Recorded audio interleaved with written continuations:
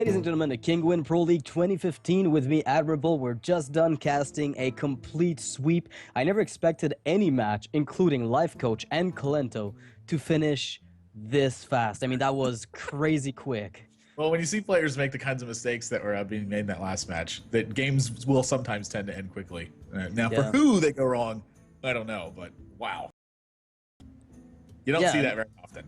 Definitely not. I mean, that Druid, really, the rope that happened for Colento, they're really unfortunate.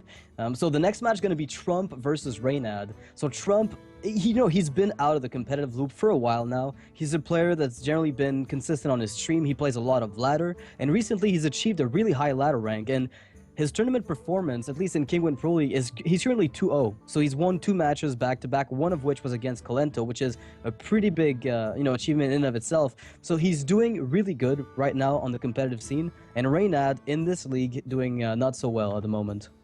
Yeah, one of the biggest things for me is seeing Trump go from where he used to be as a constructed player, which frankly was I mean, this is quite a while ago, but frankly he was just bad at constructed.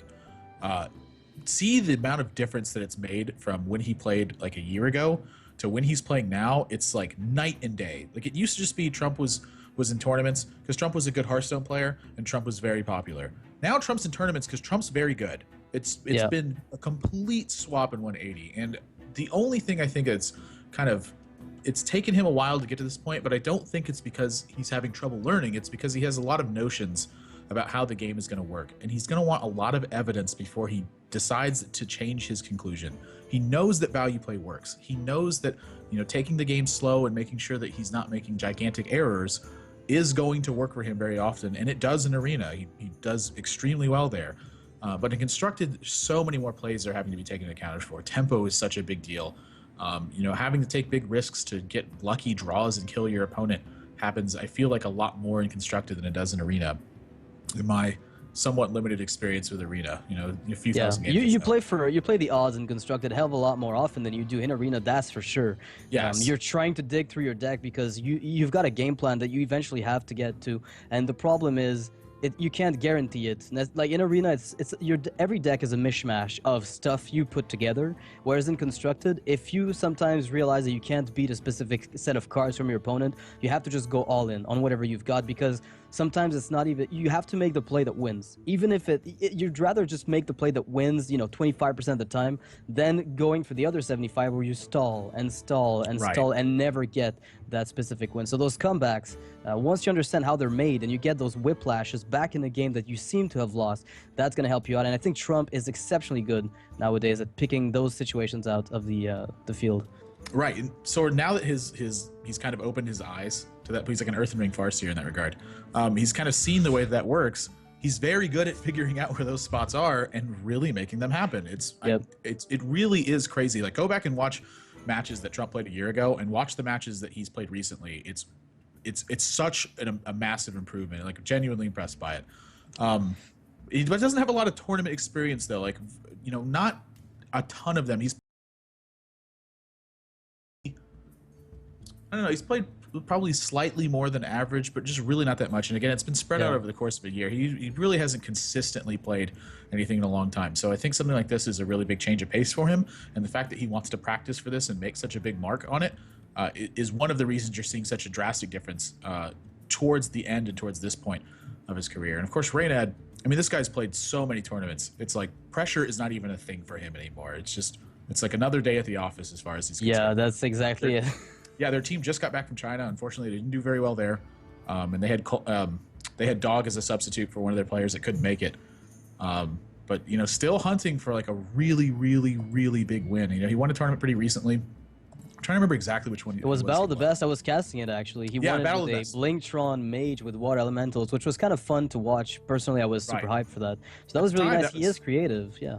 Yeah. At the time, that was like a really good change because so many people were playing stuff like Mech Mage, that having a more efficient 4-drop was really something you needed. You didn't need just something that kind of went along with what your game plan was. You needed something that was kind of specifically targeted at being very good in minion combat. Something like Water Elemental. It's very inefficient to attack, and it does a great job at applying pressure to your opponent's side of the board. It's just the one extra health is a lot of difference, and where the one less power, it makes a difference. But the point of that card, I think, is that it just contested Piloted Shredder so very well. But still looking for a major title and sort of a major badge to pin on his sash. And I think Yes. the Kinguin Pro League is really where he's going to look for it. But unfortunately, he started at O2 so far. There's a lot of weeks left, though.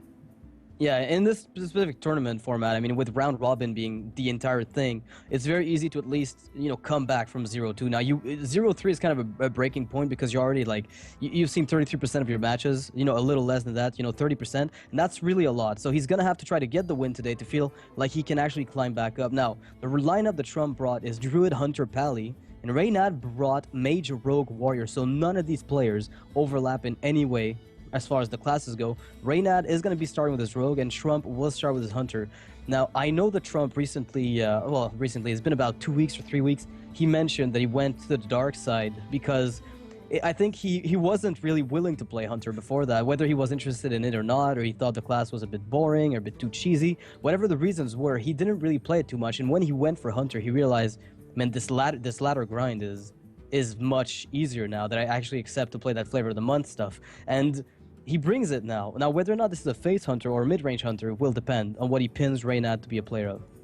Yeah, something. I mean, he really is not much of a. It's tough to think to pin him as a certain style of player that he would play. I think obviously he's going to lean a lot towards Warlock, but he's been keeping that in mind. And again, as you said, when he started playing Hunter, because I do actually kind of remember this too, he really started to get a feel for like really what it meant to make tempo plays and just try to pressure your opponent out of the game and leverage the amount of damage you can deal versus just the amount of cards and options that you can have. And it's been a world of difference for him. So to see him bring Hunter, I'm pretty happy about it. To not see him bring Warlock is a little bit surprising to me, though, because it sort of just feels like that's a very Trump thing to do, is be able to get lots of value from all my cards. Yeah, definitely. Just trying to have as many lines of plays as possible, just to have those options open, even if you're not going to take most of them. I think it's a very Trumpish type of deck, definitely. So the lineups, I don't even know how to evaluate them. I mean, Reynad brings Mage, Rogue, and Warrior. Trump brings Druid, Hunter, and Pally. Now, Paladin, for Trump, is capable of beating the Warrior from Reynad, but has a really bad matchup against Rogue. And as far as Mage goes, depending on what type of Paladin it's going to be, it's a 50-50. If it's a heavy control Pally, and he doesn't get his early wipes on the Mage's board, then things can snowball out of control, much like Zoo. But other than that, I feel like Paladin is a good, well-rounded class to bring against Reynad. The Hunter is always going to be good. It can put Rogues on a clock if it's a little on the aggressive side. It can beat Warrior. It can also beat Mage, so that's also a really nice class to bring. Druid wins against Warrior, can get wins against Rogues, and can also win against Mage, albeit they're slightly unfavored. So the lineup of Trump feels very solid. Reynad's lineup on the other side feels a little, I don't know, disjointed. I don't really know what the thought process is behind bringing this lineup, because I can't pinpoint it. There has to be one. He is an experienced tournament player. Well, something that is really going to be taken into account here is whether or not Reynad is playing something more standard, or whether or not he's kind of putting his own twist on it, because this is just something, again, that Tempo Storm, I think, historically has been pretty good at, is making small changes to archetypes that people kind of feel like are there, and that small change really making a big impact on how the deck pans out in general. So if he's kind of put his own twist on things, it'd be really interesting to see that. But against someone like Trump, I don't know exactly what you would prepare for. And something like Mage, Rogue, Warrior looks to me like it's going to do not too terribly against Druid, because you can kind of, with Frothing Berserkers becoming like really popular in Warrior, you can have matchup in game against Druid depending on how aggressive they want to be. And with someone like Trump, he may not expect him to be too aggressive. So this may be like a lineup that's kind of tailored at beating up on Druid and hoping that it's in his lineup. And Trump does have Druid in his lineup. And sort of also given the same style that Trump is, this may be something like a ramp Druid. That may be his nod to playing a true value deck.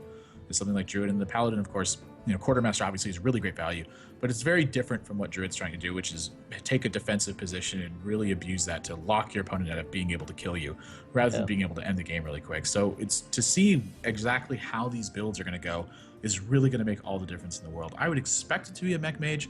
I would expect this warrior to be a little bit more on the standard side, control as opposed to execute's not entirely out of warriors, but there are a lot of warrior builds out there that aren't using execute. And rogue, of course, it's got to be oil rogue. But how did he change this oil rogue, or how did he build it? Game one is going to start with Reynad and Trump getting underway. Reynad's going to be the top player with rogue, and Trump, of course, has got hunter, and just not really surprised to see him play something like Houndmaster. Just wants that extra value at every step of the way. Yeah, Understanding. he's got to play mid range, right? That's really the position. That's the type of deck that he understands probably a bit more, because in mid range you tend to play for value, I guess, maybe a lot more. So he's got to feel more comfortable, and as a result, because the deck is slightly slower, and it generally has more lines of plays than Face Hunter, you tend to be able to take decisions that have a long-term effect, right? So that's got to be something he considers valuable in this specific deck. It's not only that, but Face Hunter has done pretty well in a couple of recent tournaments. Firebat had it in his lineup at the Gfinity event. And Face Hunter is one of those decks that when people are not accounting for it, is when it becomes extremely good. When people are accounting for Face Hunter, it's really not that good of a deck because it's so easy to disrupt. It just requires a couple of, early game cards that really are heavy hitters. Stuff like Mistress of Pain, stuff like Armor Smith. All those cards really matter a lot against Face Hunter. And when those cards are not being played, that's a great time to play Face Hunter. Well, Reynad here with his Rogue. I think Rogue is the perfect deck for him to start to open with, I guess, because it has an amazing matchup. Well, it has a good matchup against everything else that he's got. Oh my gosh, this is actually like a little out of flavor. I think I would have liked to see 2 damage taken there, and he also forgot to attack with his dagger and redagger. And the only difference that would have made is if he's just really trying to save damage that much and doesn't want to trigger an explosive trap right away. But he's got a Violet Teacher in his hand. With the prep eviscerate, that's going to take care of Misha, and that's going to leave 2/1/1s on the board to tank that possible freezing trap. I don't know if it's explosive. I would be very surprised if it were in this type of hunter. Yeah, I would tend to agree with you. Well, we're about to witness a possible there's so many lines of play that I do like to take here from this hunter's perspective, but he's got a really nice mid game. Oh, that's also a really good top deck here for Reynad. Yeah, that's about one of the best ones in the deck right now. It is going to open him a little bit to unleash, but he's still going to have Violet Teacher and Azure Drake that has to be dealt with. Do you he's actually going just to kill this trade? body? Wow, that is very surprising. You keep the sap for high main. That is exactly where you need it the most. The problem is, do you really right now though? I mean, you have Azure Drake prep sap. I mean, where do you get in a better? I mean, he does want to play around Unleash the Hound, so that's what he's doing with this play. You can get a better prep with sprint, maybe. I mean, there's a lot of ways to maybe. Oh I'm man, too this all is in. gonna be. Maybe I'm too all in. Well, it's not so much of a good unleash right now, so he's gonna be looking for a more standard turn. But that 1 health Violet Teacher, that's gotta worry a little bit. Yeah, he's thinking, that might just die right now. But if he does, then he plays something else with a juggler, which means it's not guaranteed to work. Oh my gosh, he draws sprint right away. That is what he wanted. Holding on to the prep is paying off in spades. But do you actually do that? Because how many 1/1s are you giving him? You're giving 1, 2. You have 2 just for the card draw. Yeah, I'm not think you're too worried about it. I mean, reloading to 9 cards or to 8 cards. I'm sorry, or 7 cards effectively. That Violet Princess is not really a good card right now. Yeah. Plus the options. Yeah, they're going to sap right now. I mean, I like sapping. I think when you have Violet Teacher out, you should just be making really big plays and kind of, when your opponent has it, they have it, sort of thing. When they don't have it, though, when they don't have it, they pretty much always lose. All right, so this is probably going to be a Knife Juggler Unleashed. As boring as it sounds, that should maybe even be able to leave enough hounds on the board to trade into the. Yeah, it does sound boring. It's a very standard play, but it's going to be the most efficient one for sure. I'm always like, where's this next life going to go? Right there. Well, so far he's been putting apples on everyone's head. Oh my goodness. Oh my gosh, he hits 5 juggles. The minions. Reynad just looks miserable, man. I wonder if he's suffering from jet lag from China, because they just got back really recently. Well, Reynad's not exactly known for being expressively joyful, right? I mean, I don't know. I don't remember the last time I saw him smile during a tournament. I can't remember the last time I saw him smile during a tournament. Jeez. Well, that's a juggler. What a great description. That's the description I want on my tombstone.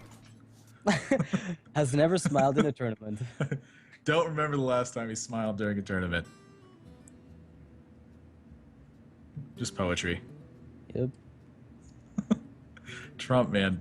Both these players have a ton of options, by the way. Yeah, it's crazy. This fight for the board has just begun. But I think the hunter has to get that bow out to get that SI7 out of the way. You really, really cannot afford having the opponent get himself a good Tinkers. That is the primary. Yeah. I would venture to say because of that holding on to this Lotheb for an extra turn makes a lot of sense. The timing on Lotheb, the timing on Lotheb really makes all the difference in the world. Like if you nail a Lotheb on a turn when your opponent is like they've decided to initiate a race with you, and suddenly they can't use Tinker Sharpsword Oil, it's so much of a difference. Well, Pilot Shredder or Sludge Belcher. I think the Shredder really, because it doesn't cost you an extra coin, it makes a bit of sense, and it trades with the Drake pretty effectively if it does happen to come out. So I like this decision from Trump. I was gonna go for the Sludge Belcher, you know, my gut instinct told me that, but really, are you gonna get bursted down right now? Although it is possible. You've seen 2 preps, however, so there's not gonna be any South Sea deck hand shenanigans that one-shot you. Oh my gosh. You know, this is exactly one of those turns though where he may feel like he has to use Lotheb just to keep the board from getting out of control. Because the thing is, if you play Dr. Boom, you might just die. Like, that's the problem, because you attack into the 3-3 with either your Shredder or your face. If you attack with your face, you're on 17 health against a Lotheb and then, like, full durability dagger. I would not feel comfortable with that. Not against the rogues nowadays. Especially after you've seen a sprint. Yep. After, like, honestly, after the first sprint, I usually say, well, the rogue probably has lethal in hand 20 times over. So from now on, let me just play as though she had it. Is this a decent... Actually, nah. There's very few things I really want to do in this position. I think Lotheb is a safe one. Dr. Boom is probably the play that's going to be able to apply the most counter pressure. What do you need Owl for in this? Is Van Cleef one of the only like significant Owl targets? I don't dislike it against Blood Mage Thanos as a boring silence, but really there's very few targets in that deck. Wow, Trump's gonna take a bit of a risk here.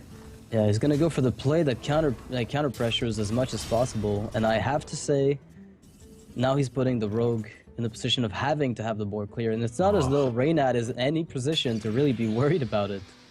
Yeah, he's just gonna go face. I can't blame him. He's got so much damage. Yeah. All right, wait, is this lethal? Oh, yeah, with the Blood Mage and Blade Flurry, that's exact lethal. I didn't see that Blood Mage in his hand. Yeah, unless the Boom hunts it for 39. Wow, only 5 this time. Yeah, I'm not sure.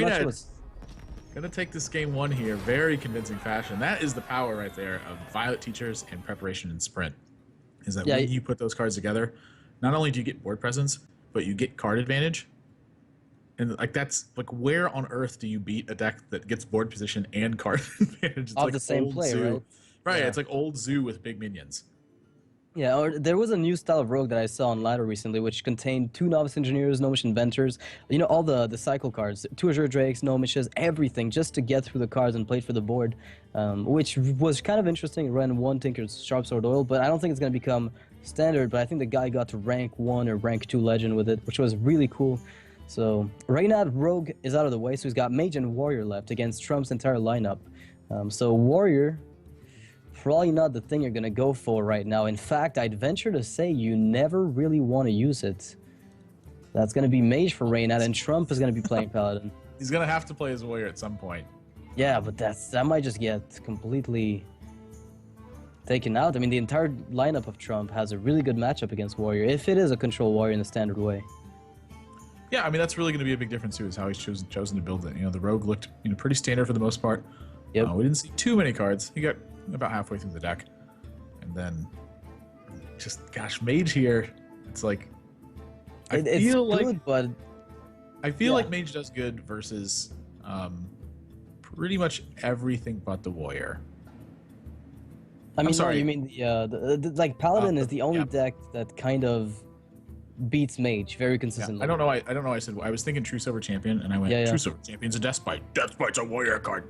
But I feel like Paladin is like probably the one class that Trump has that's going to do pretty well against it, because like the Hunter is going to it falls behind in tempo so often between Mad Scientist fetching mirror entities, where one of your biggest minions that you can afford, I think, to give away is something like Animal Companion. It's like so brutal to give them a Pilot Shredder, a Sludge Belcher, or a Savannah Highmate or something like that.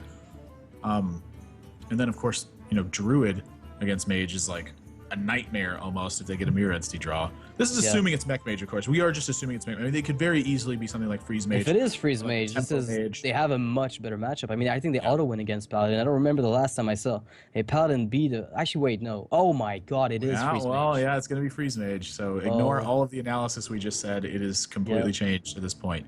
Definitely. And I'm not sure how Paladin faces up against this deck in particular. Paladin Mad loses. Scientist. Mad Scientist Paladin has loot. a terrible matchup Does here. it just lose? I would say so. Yeah, I don't remember the last time I saw a Pally win against Freeze Mage. But I may be wrong. I mean, wait, I'm lying because somebody won recently, but it's just because the mage blanked out on just about everything. Well, And the Pally got the perfect curve. Lay on hands can really turn stuff around a lot of times. Like if you can keep a board position for when Alexstrasza hits the board, and then say you have like a True Silver set and you can lay on hands afterwards, you're looking pretty good shape then. I would agree with you. I think it is kind of rough, but I certainly don't think it's unwinnable. Well, Trump, we'll see as you can see Trump's face when he saw the loot order. He's like, I kept this Eldor Peacekeeper in my hand. Yeah, because I thought it was going to be Mech Mage. Yep. But his first draw, his first draw was a mind control deck. All right, so hey, you might as well. I guess you could just ping here, but you could also keep the Chow to recover health later. I find that a bit peculiar, but I mean, Trump would have sacrificed it anyway, right? So you might as well not lose your scientist. Yeah, I think the bigger story is that he's hunting for value from the Mad Scientist. Yeah, and pinging the Zombie Chow, because if you play Mad Scientist and Zombie Chow, just gets traded into, and you don't even get health out of it. And now Juggler's gonna have to attack just one card off that Acolyte. Not getting more than that. Yeah, Trump's just gonna go for making sure he's trying to deny as much as possible. You know, something else he could have been keeping in mind with his Mad Scientist is he may have wanted to find Ice Block first to ensure that he gets Ice Barriers off of this. Because I feel like you're probably not going to need 2 Ice Blocks.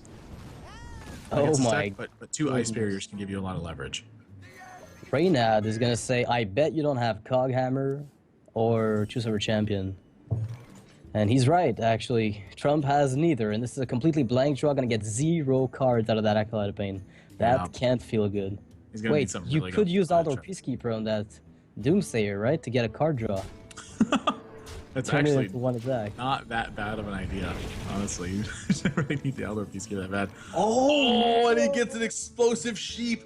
That is one of the worst minions. That actually might be the worst minion. It is the worst. If you got Doomsayer, it would just trigger at the beginning of his turn. But Explosive Sheep is just going to sit there, and Reynad could just leave that on the board and trigger it whenever he wants to. Yeah, just ping face and. Yeah, I wouldn't play anything here. Your opponent, they have such a tough time developing the board when they have an Explosive Sheep on the board for no reason. Oh, yeah, you recognize this too. This is awful for Trump. This is literally the worst thing that could have happened. Okay, so you have to. He's got to find a way to try to make him pop it. Yeah, I mean, I would play stuff, but it's. I can tell you, he probably really wanted to play 2 3/3s that turn.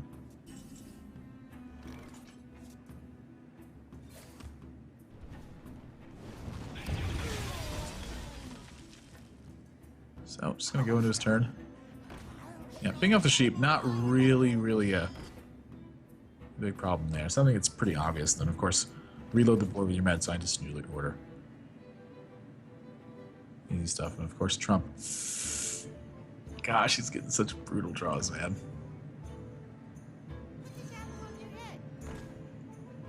The piloted Shredder was really, like, the biggest one.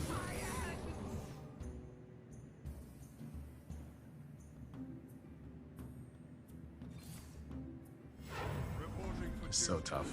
Oh, this Knife Juggler hit. No! So he picks that one up. Noxious has disconnected for the moment, so he'll be back as soon as he's done handling his technical issues. So for the time being, let's enjoy this Freeze Mage match.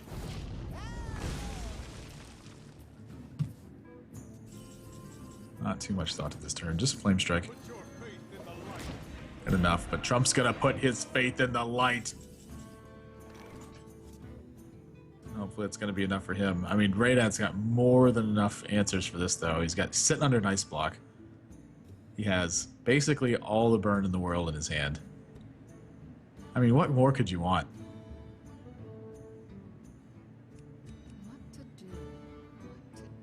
Even a Golden Alexstrasza. Golden Alexstrasza is beautiful, you know that? And you're beautiful, too. If you're having a down day, just remember, Christina Aguilera thinks that you're beautiful. And so do I.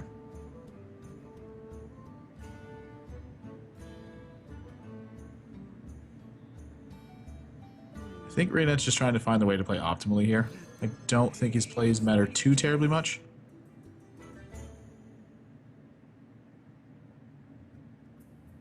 Again, with Alexstrasza and just the amount of burn that he has, I think he feels comfortable. Would like to see a fireball, though. I think it's the addition he would like to see.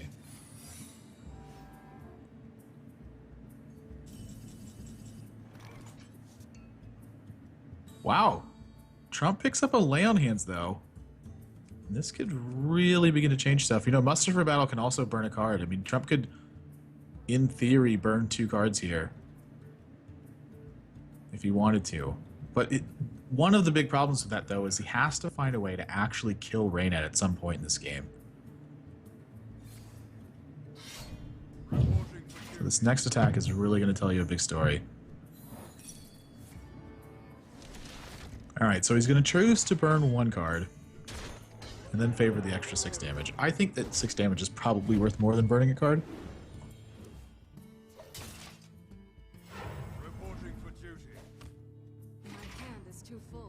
I mean, he still does have to kill him at some point, and that is probably not the card he wanted to see. The card he wanted to see is actually sitting in Reynad's hand right now.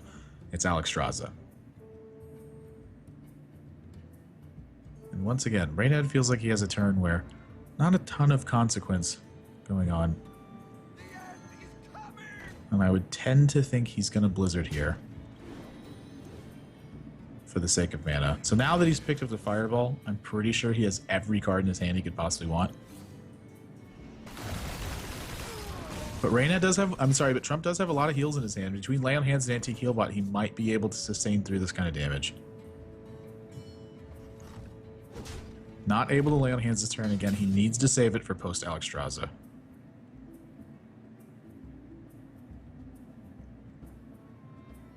He's certainly going to think about it, though.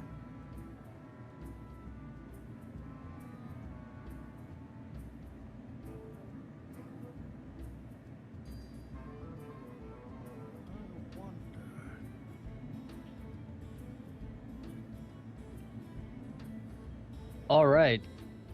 Hey, Noxious. Apologies, I had a little bit of a problem there with my connection. Welcome back. I missed the entire game, didn't I? No, this game has actually still got a lot of play going into it. It's Freeze Mage, thankfully for you. Yeah. So Reynad's done a really good job at finding, just digging into his deck, making sure he's not losing too much. And Trump has been very patient with holding on to this Lay on Hands for the heal effect. It's so important.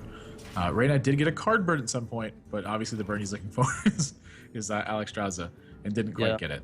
So this is really a big turn for Trump right now. So he gets to Aldor Peacekeeper, is Alexstrasza. It's basically neutered.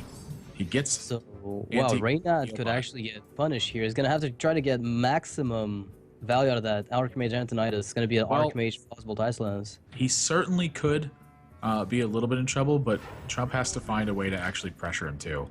So Archmage Frost Nova is going to win the game. Is that just going to be it? That's usually the... Oh, yeah. I mean, the Ice Block's not been popped, so Archmage and Frost Nova is an exceptionally strong card because, I mean, play. Oh, I mean, there might be like a Keys Mystic or something in here. I don't think it's out of the question completely. I don't think it's very likely, but... There might be, yeah. Well, we'll see what...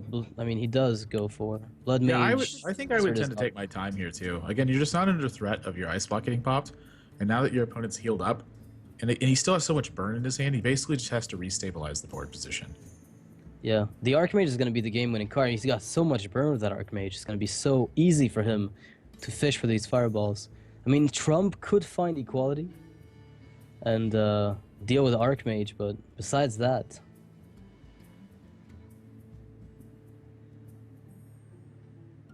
This is just tough stuff.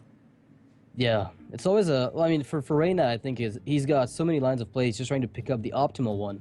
From Trump's perspective, on the other hand, it's looking pretty bleak.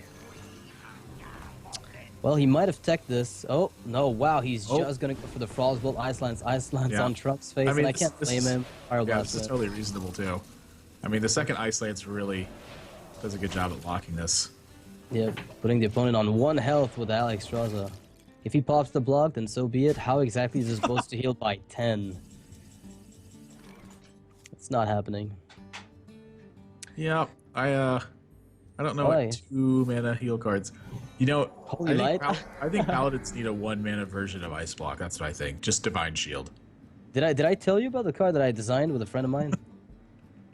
It was whenever you get below 10 health, you become immune for the rest of the turn. Just below 10 health, so not lethal, or just below 10.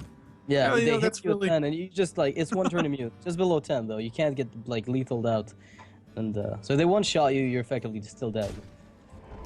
What if you're at 9? It pops, yeah. You just play it and it pops on their turn? No, no, no, it wouldn't. It wouldn't. They have to deal damage to you. It's whenever an opponent deals damage to you. Oh, and you're at 10 or less health. Reynad gonna pick up this second game. Freeze Mage. Came back just in time. Crushing this game. He drew all the cards. Yep.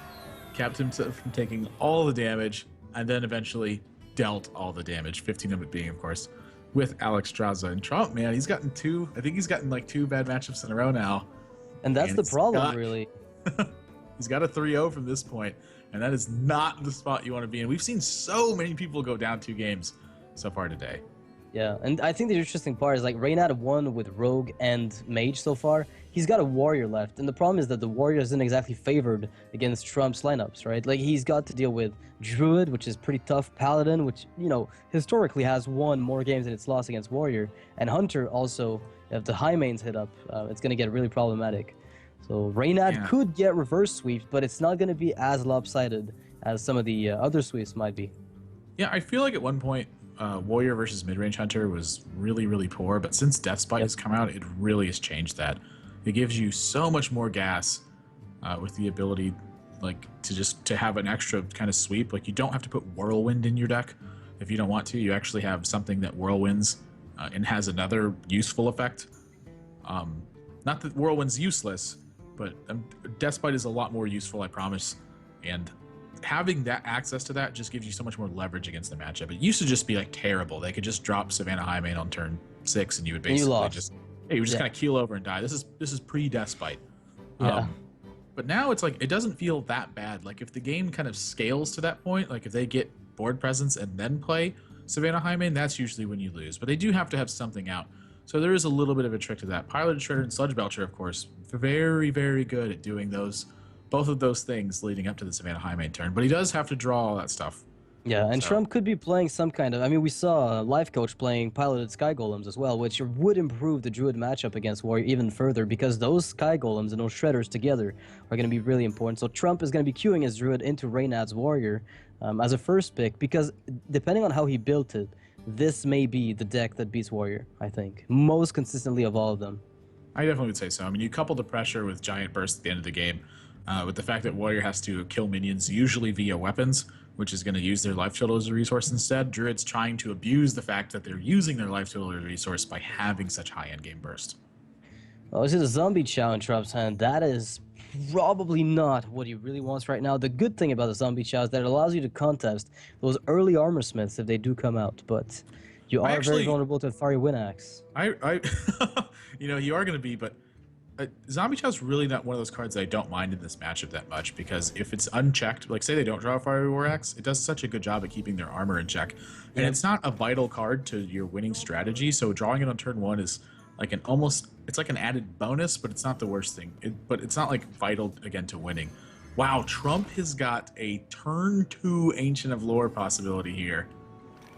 Would you take it with the possibility of... I mean, I guess... Yeah, I certainly would. Why not? I mean, why wouldn't you? Like, we talked about the Ragnaros. But it would die, though, in this case, right? It just gets, like, Armor Up, Shield Slam, and you lose it. I mean, it deals your opponent 5 damage. Drawing the Wild Growth definitely changes the way this pans out. Yeah. It's going to buy him an Innervate effectively. Yep. So, wow, second Fiery War Axe. That's a bad draw for Reynad right now. The first Fiery War Axe is usually really, really good, and then the second one diminishes a lot in value. Well, that Wild Growth is going to make him curve like no tomorrow. But getting to keep that second Innervate is really important, because you might be wanting to go for super big burst later on in the game. That might require you to get that extra Savage Roar. Oh wow, gosh. Turn 5 Dr. Boom. This is getting so brutal. So yeah, I'm just going to Shield Slam, take this out, and then Acolyte's a nice draw to fill out your curve. He does have Brawl in the Dr. Boom turn, though. Like, this isn't looking too bad. Yeah, but Trump's got to feel pretty confident going into this, like with that Dr. Boom play. Then again, you could argue that it's not necessary. I just feel like it's such a strong tempo play. You just don't want to be playing into BGH, especially with the Acolyte of Pain, right? It's killing the Boom bots. And then, if he has a BGH, you're pretty screwed. This is actually a really interesting play, because this is going to prompt a weapon from your opponent so often. and I think Trump is a little sad to see that it's not a Death Spite, but I think he'll be happy to see it's not a Death Spite after this Acolyte evade hits the board, because he's got Harrison Jones for this weapon. You know, he saved this Innervate, so he does have potential to make bigger plays towards the end of the game. That's a trade-off for it. And I actually, you know, there is some risk to playing Dr. Boom on turn 5. Like, if the Warrior player has... Whoa! Hang on a second. He wants to deny the Death Bite value later on for the Grom Hellscream OTK, essentially. Oh, Harrison Jones in... Oh, Sylvanas. Yeah, Counter Sylvanas. He just goes for face? I mean, Reynad's going to be taking whatever he gets back, but now that Sylvanas is going to get silenced, so this is pretty much perfect for Trump. He gets the Acolyte of Pain, he gets the right. Because his Sylvanas came down second. My apologies. Reynad's going to lose this. It's been a long day of casting so far. So yeah. It has been, yeah. Yeah. So silence is very important there. The Death Rattles trigger in the order they entered play. And so down goes the weapon after all. Trump decides to make the Harrison Jones call, and that puts Reynad in the position of having to brawl almost. Oh, Gore Howl could really change the not holding on to the Harrison Jones may have cost him a little bit here. But I think he's going to be okay with forcing Reynad to trade life total for cards at this point. Wait, that's 5-18. You drew the Claw, Savage Roar. That's 3-7. Oh my gosh, that's 4, 5, 6, 7. That's plus 15 damage. Yeah, swipe kills you. Yeah, with that swipe in my hand, and now he's trying to keep the Grove, I think you go for it. Yeah, I think that's absolutely the best play. I mean, like, if your opponent just armors up a ton, you have all the stuff in the world to fight back from it. And Trump is playing for value still, not going. Well, I can't blame him. It's still a really strong position. I mean, it definitely if the is a really strong position. Brawl also has not been in every single Warrior build lately, and your opponent doesn't have like a super easy answer to this visible. Oh my gosh, this could be so tense. Iron Juggernaut. Oh my god, one of the boom bots wins, and I think that's one of the worst scenarios for Trump. At the end, just so much damage being dealt. Second boom bot only does one though. Yeah, Iron Juggernaut. What the heck is going on? And he's got Whirlwind. He's got like both cards that basically, if someone would have asked me, are these in Reynad's deck, I would have said no. But this is the kind of stuff I'm talking about too. Tempo Storm they changed their deck so much. Like these small little changes. They're not like significant changes to the overall archetype. They're just little additions that a lot of people have considered phased out, and that they're putting back into the decks to give themselves an edge in I'm not always certain what kind of spots. You know, this is the kind of stuff you have to watch it happen a couple times before you really get a great sense of what's going on in here. But you know, it's going to fight muster for battle well. That coupled with an execute does an okay job at fighting Dr. Boom. There's just ways around stuff, frankly. So Trump decides to go for the Drill Claw and charge. I'm surprised he didn't go for it last turn, since it was possibly even better than it was this turn, right? 2 Whirlwinds. Yeah, I mean, he's still alive at the end of this, unless I'm mistaken. Swipe Savage Warrior. Yeah, he is alive. Yep. He very much lives. Has 2 draws though. He's 1 draw here for Force of Nature, Savage Or Swipe, and the Wild Growth. The Wild Growth would give him 1 draw for Savage or I'm sorry, for Swipe at that point. Yep. So to see him draw 2 cards here, not a surprise at all. And then Shade obviously is very excellent. Double Whirlwind for that Shade. Like of all the things I would expect, or Baron Geddon, but Baron Geddon's gonna take away some of his life. His life total is something he has to be like majorly concerned about right now. He has to trade Grom away here. If he doesn't, he's dead. He has to go double Whirlwind and drop Iron Juggernaut armor up and trade that Grom away into the Ancient of Lore. Otherwise, if he attacks it with Gore Howl, the game is over. I mean, he's not even like it's. Yeah. How do you recover? A swipe kills you essentially at that point. Especially when your opponent's been holding on to 3 cards. So you know, it's like, I feel like at this point it's really likely for Trump to have like 2 copies of Savage Roar, or like 2 copies of or like a copy of Force of Nature, and like a Wild Growth, like maybe Wrath or something. Yep. But 2 copies of Savage Roar is definitely in that range. So I think trading is 100% his better option. And again, he can't afford to play the Baron Geddon in the same vein. He can't deal himself damage. Well, I guess Reynad's hoping for that Alex Straza to come out. Definitely hoping for that Alex Straza. Have you ever played this and they just draw it the next turn? Oh my gosh! My God. You know, Golden Burrowing Mine looks a lot better too, I have to say. So, wow, that's actually putting... No, it's not really helping out. Just Pyroblasts and gets a 6/5 out of it. Not a big deal. Oh, wait. That is close. I mean, if you 8 swipe damage. now, that's yeah, it's Only getting 9. it's getting near there. You have to double Wrath for card draw, I think. Well, he's gonna use the first Wrath and find out what he gets. That much is for sure. Yeah, I think whatever happens, I'm double Wrathing for card draw at the end of this, unless I find. Oh well, yeah, definitely. Now you might consider swiping this Iron Juggernaut, but I don't really know what actually can kill him at this point because he's seen Grom. Like, what card actually kills Trump in this position? Nothing kills him, but Alex Straza on Reynad would really be excruciating for Trump. Because he has to go through Alex after that point. Yeah, he is going to think about stuff like Shield Maiden and Shield Block, though, so that may encourage him to swipe in Hero Power this turn. I would swipe Hero Power face, even. Unless you expect your opponent to play Defender of Argus, and even then.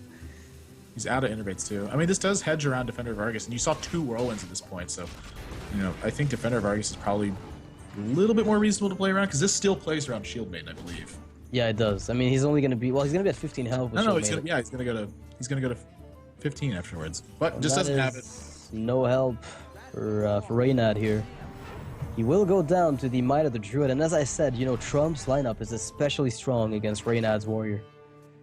Yeah, I mean, I don't think Reynad's really too concerned about losing this game. This is the game that he expects to lose, I think, out of all this lineup. So Trump, you know, getting a point on the board, always good. As you've been kind of mentioning this whole time, tiebreakers are important for this league.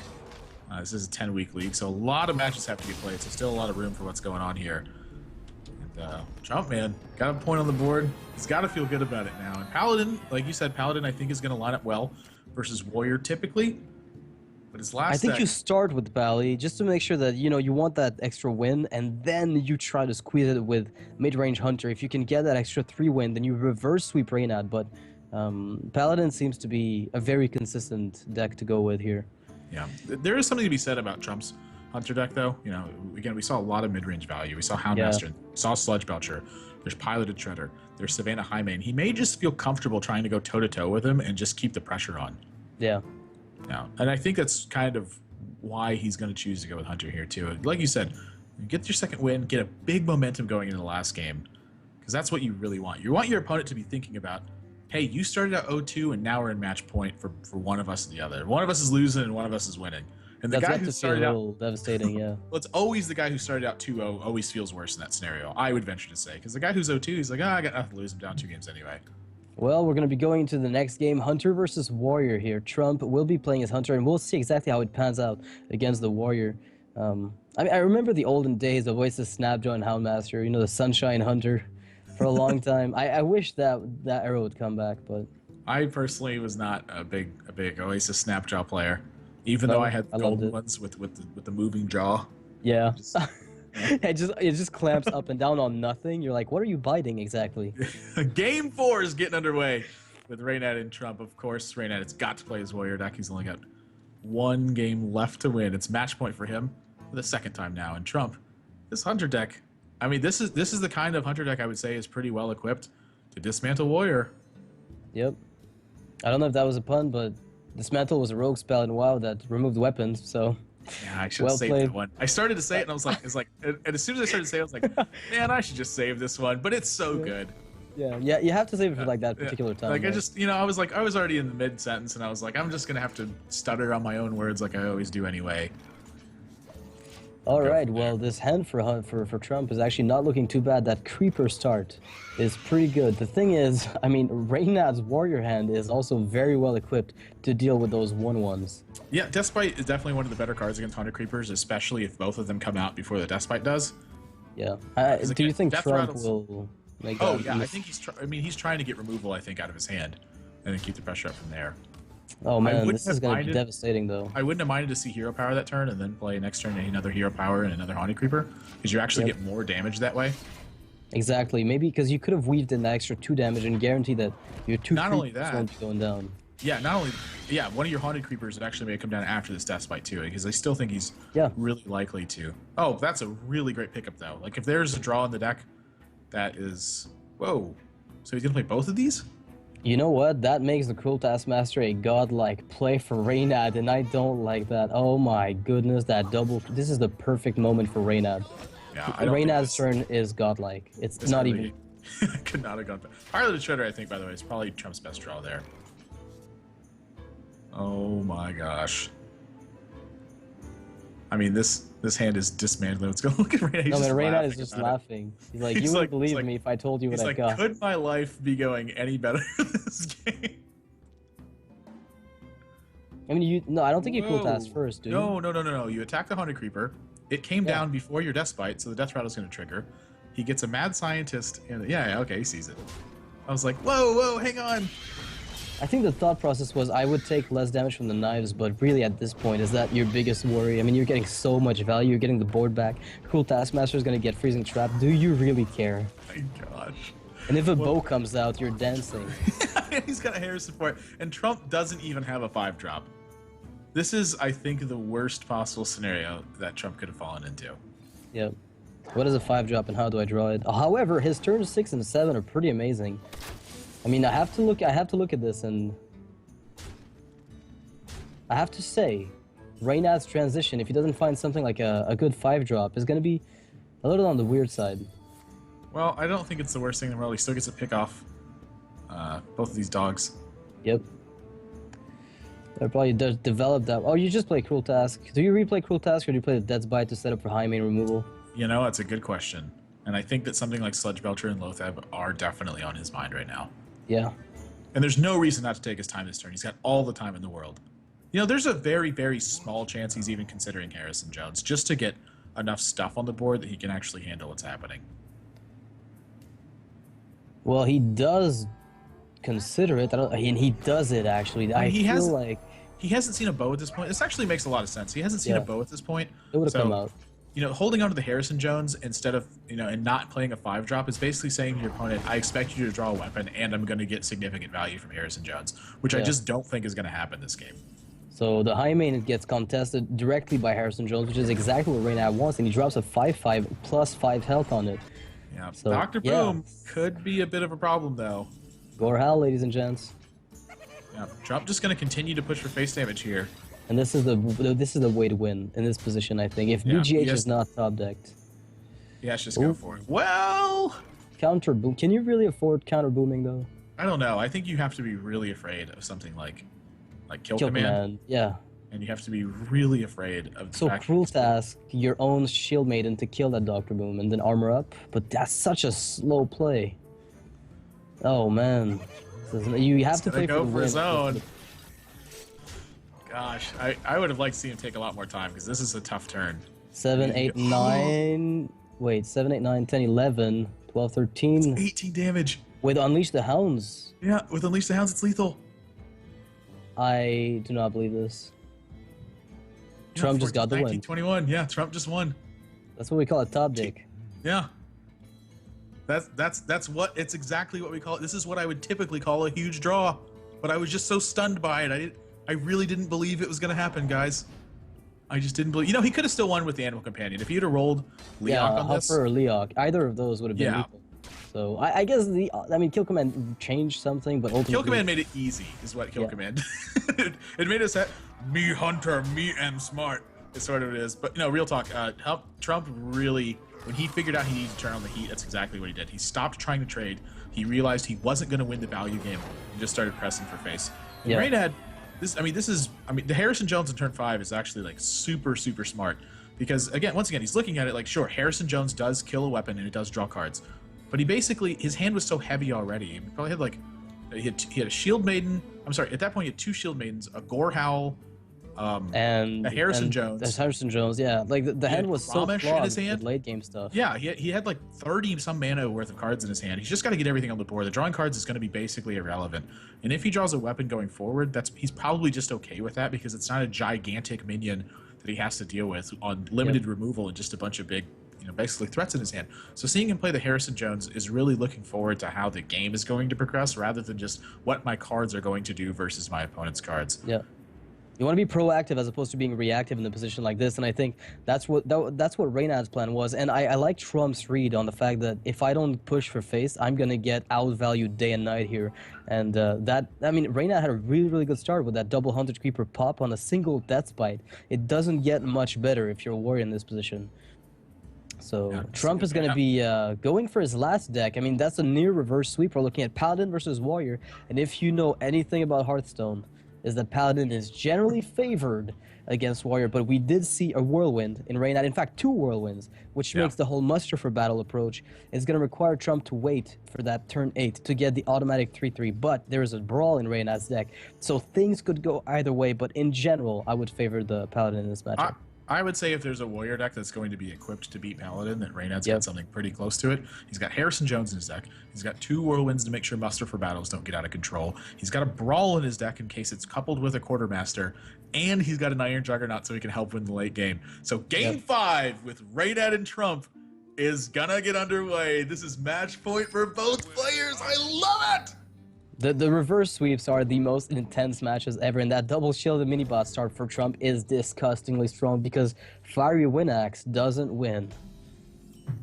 This is like the only minion that really makes Fiery Winaxe struggle, essentially, right? Because it deals like 6, that shield mini-bot deals 6 damage.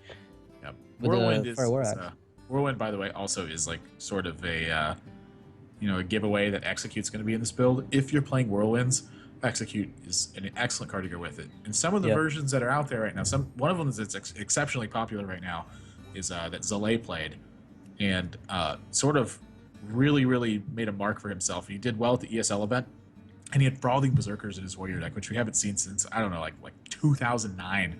Yeah. Basically, it was super early in Hearthstone. You saw a lot of Brawling in 2009, I think that's pretty much when it was played the most. Yeah. In the internal alpha, like 0.1. That's an actual date, by the way. You can quote me on that as well. Yeah. I just remember there was this thread on Reddit which happened like 2 days ago, and they said, what were we the most wrong about when GVG came out? And I said, I thought Warriors would cut Executes and go for more tempo play. And that's something that I thought I was very wrong about. And it's true that it's something I fully expected, but it didn't really pan out too much, and I suspect Warriors are going to go back to that Execute build very soon. It's one of those things where once people figure out that there's none, they're not going to play around it, and suddenly they don't really care much about it. It's kind of like the Mech Shaman. The rise of the Mech Shaman was largely due to the fact that nobody expected it. Really thinking about popping this shield here. I don't blame him. Yeah. It sets up a nice Cruel Taskmaster, if anything. You can buff up that 1/2, get an extra armor, and get yourself a guaranteed kill. Yeah, making sure he's not losing too many trades here. Man, imagine if there were a Cog Hammer here. That would be crazy. I like Cog Hammer, actually. The reason I don't like Cog Hammer is because of cards like Harrison Jones. Like, if Harrison Jones didn't exist, I think Cog Hammer would be so good. This is actually really smart, too. I think a lot of people here would have traded with the Armor Smith and just dropped the other shielded mini-bot. But Trump is getting that little bit of extra value. Again, using his life total as a resource. And waiting time. Oh my gosh. Those are 3 really good draws in a row when you're concerned about longevity. Is Black Knight, Tyrion, and Harrison Jones. I want to go back. Playing the shielded mini-bot last turn, this is actually like a really good play from Trump. He made sure that his 1/1 was going to contest the 3/1 Armor Smith, and then this turn has perfect curve. The token, and the shielded mini-bot. So not only does he get an extra shielded mini-bot out of this, but he doesn't really lose anything in the process. Now, that being said, Reynad is somewhere at about 43 life potentially next turn, so I'm not sure that Trump's going to kill him anytime soon. He's really going to have to get a lot of repetitive damage from minions to be able to win this game. Reynad's going to take out those 1/1s before they become a bit too big for his liking with a Quartermaster. Yep, but I can tell you what, that Death Pipe may belong in a museum this turn. He did see Gorehowl, though, so maybe he wants to hang on to it. I would doubt it. I mean, is there turns you don't? I mean, you need a minion on the board. You need something to contest them. You don't want your opponent just like jam Sylvanas on the board, and then you're like, oh my gosh, now what do I do? I just got dealt a million damage. Sludge Belcher. Did we see Sludge Belcher from Reynad? I have not seen one that I can recall, but maybe I don't know what he cut for Iron Juggernaut. I'm thinking about his lineup. I saw 2 Shield Maidens. So far, I've seen 1 or 2 Shield Blocks. So where the cut was made for Iron Juggernaut, that might be in the Belcher area, but we'll have to figure it out as we go along. And we're now transitioning into the late game, and I feel like Reynad's hand contains pretty much every threat there is. Yeah, I think you might see the Noxious macro. Yep. Yeah, there it is. He downloaded it too. Configuration detected. Positive. Play Dr. Boom. That's about it. What does Trump do? There are, I mean, I guess you have to Well, neutralize it, Dr. Boom, yeah. ASAP. It I was doesn't gonna say, really. I was gonna say, well, he's one really, really good one Yeah. against the Dr. Boom. With that True Silver champion, especially. Actually, that True Silver is pretty much the MVP draw here. It makes the clearing Boom actually doable, as opposed to being the pipe dream. Well, he might not feel too pressured to clear the Dr. Boom. Instead, he might go for the Boombots here. No, he's gonna go for Dr. Boom. All right. Yeah. So I'm not worried about the Boombots just yet. He says, hey, you can have your rollout. You gotta attack my Sludge Belcher with them anyway. Have fun. This might be a decent Baron Geddon turn. Well, yes and no. I mean, it's a lot of Boombottage. Yeah, you have to hope for the Boombot to do what they have to. So if you attack it into Belcher, I mean, if it hits the Aldo Peacekeeper, then Baron Geddon is suddenly a lot better. Well, let's take into account things he's got to think about. So obviously he's considering something like Big Game Hunter, although I don't think he necessarily believes it's in hand. It was really easy to deal with Dr. Boom because of the True Silver champion, and the Aldor Peacekeeper, so I don't think he's discounted it entirely, but certainly weighted towards it not being there, I think. Yeah. Second thing he's got to worry about is he's got to worry about equality, so he doesn't want to overcommit to the board. He might be thinking about something like Iron Begal in here, so Sylvanas isn't a clean play. And Grommash is kind of one of those cards that you really never want to give away. It's like if you give Grom away, you give your win condition most of the time. And I mean, Iron Juggernaut is cool, but unless you're running Brewmasters in here, which, you know, maybe he is, that's not going to be happening. He does still have Alexstrasza, though. So I mean, this is 15 damage, and again, he has the Iron Juggernaut, so I'm assuming the Iron Juggernaut is for helping him win the long game. I mean, it's obviously not there to help him, like, take the board early and wipe him out on turn 6 or whatever. Bad move roll on the second one. But actually, this is really... Yeah, there's no clean way to kill this guy. We have to take 10? Well, we don't have to. We could slam the Tyrion. Right. But what if he... Yeah, he wouldn't take that gamble of Alexstrasza shield slam. I mean, Sylvanas shield slamming his own Sylvanas on this board. Because he might take a 3-3 if you slam Tyrion down, so... That's a 50-50 play, and you can't pin your opponent on shield slam Sylvanas, really. Like, it seems like an unusual line of play. I think he's considering it, be on there. But it's definitely a hard one. I think something else he's thinking about is Whirlwinds being in here. Like, Whirlwind shield slam is like it's probably one of the worst things that could actually happen to you. And he's also going to think about I mean, he saw Harrison Jones too. So the worst sequence I think that I can imagine right now is like Whirlwind shield slam Harrison Jones. Alternatively, like, you just trade your weapon and then use Healbot and Acolyte of Pain. I mean, you're going to be back with Lay on Hands anyway, right? Your health will go up. He could do that. Not too worried about losing it. I definitely don't think that it's like a weak play by any means. Yeah, I don't really see any other play that I like in this position. Oh, taking 10 hurts, but, you know, Grom's usually going to deal 10 anyway. So just happy to make sure that the 10 isn't dealt this turn. And he does slam the Tyrion, man. If Reynad finds that shield slam, this is game. Oh my gosh, this is such a potentially big draw right now.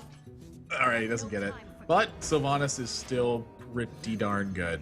Yeah, if Trump actually blanks out on that. You can see him, he's like so crushed over the fact that his opponent is playing this Sylvanas right away. Well, you lay on hands into Iron BKL, right? Easy life.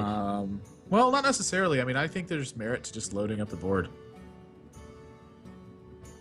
What do you feed him?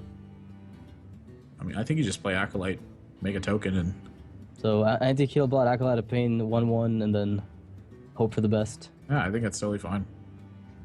If Reynad top decks a Whirlwind, that will wipe out everything, and then Sylvanas will be damaged. Yeah, I think you actually might push for face damage, too, because he obviously didn't have Shield Slam, so he does have to draw a Shield Slam.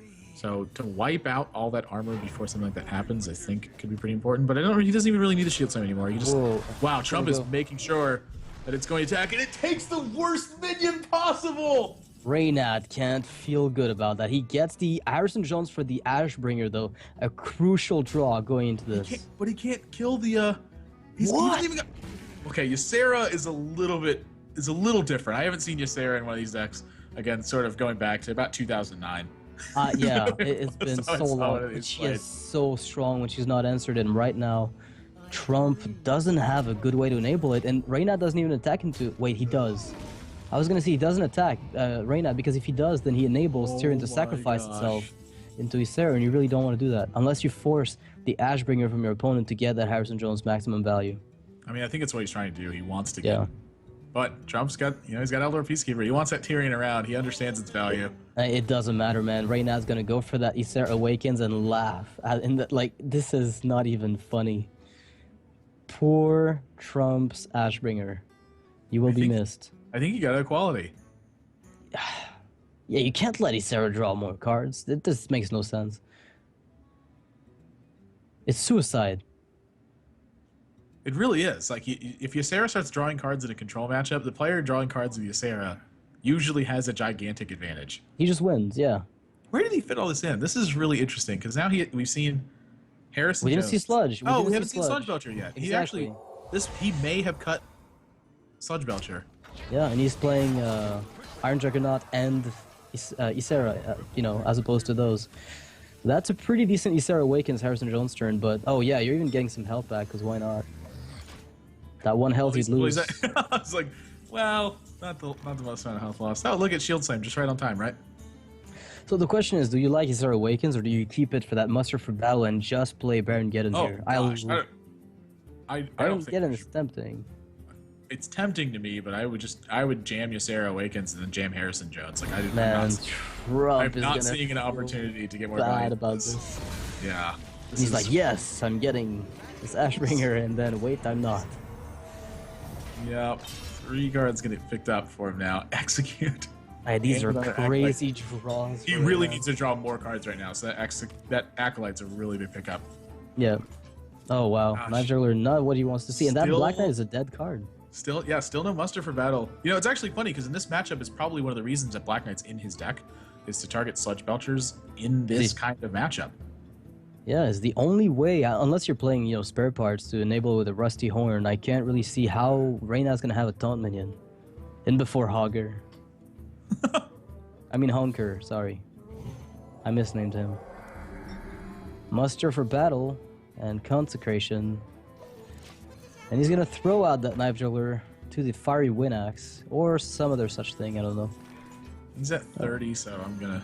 Oh, he's just going to go for the Alex play. And I was like, well, he's at 30, so I'm going to guess he's going to go for Alex Strauss for sure damage. But punch the face, and Knife Muster's played. Oh, there's no equality now. It's like, there's no equality. He does a big game hunter, though. BGH...